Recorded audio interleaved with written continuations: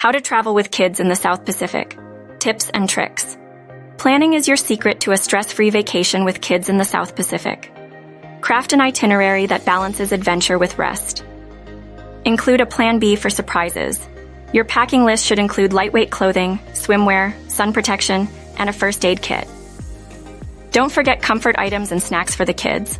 Long flights? Keep kids busy with coloring books, puzzles, and preloaded devices.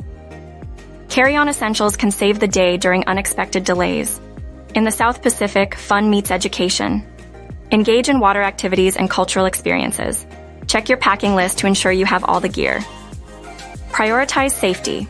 Supervise kids during water activities and reapply sunscreen often. Be aware of food allergies and potential hazards. Expose your kids to local traditions.